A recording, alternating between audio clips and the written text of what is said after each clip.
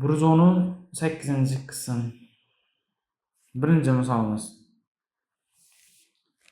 A bilan B shtrixning birlashmasi. O'zi B shtrix degani nima bu? B shtrix degani bu aytib o'tdi, U dan B'ni ayiramiz. Ya'ni B shtrix degani bu B yo'g'i degani. Ya'ni A bilan B yo'g'ini kesishtiramiz. A bilan, shu A. Endi buni ayirib tashlaganimiz kesishtirish kerak. Birlashtirish kerak ekan.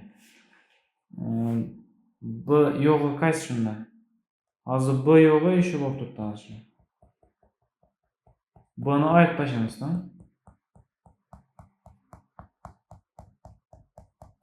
Demak, javobimiz shu o'rinning o'zi bo'lib qolaveradi-da, shu javobimiz. Demak, bu yerda S, D, G kirar ekan. Birlashma. Endi A ning shtrixi. Endi U dan A'ni ayirib tashlaganmiz. Ya'ni pol shu A shtrix nollig'ini ko'rsataman sizlarga.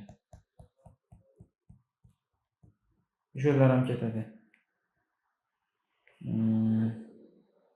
Ya'ni A'ni ayirsak shu A yo'q bo'ladi polning. Shu A chiqib ketadi o'yindan. A shtrix degani shu A chiqib ketdi degani o'yindan.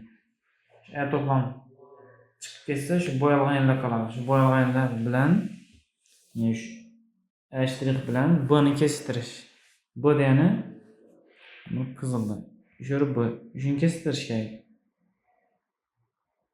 Shu yerdagi javoblar bo'ladi. Demak, shu yerdagi javoblar bu F, G, H ekan. F, G, H. Shu ikkisini nima qilish kerak? Birlashtirish kerak. Unda javobimiz hammasi S, D, E, F, G, H. Shu javoblarimiz bo'ladi ekan.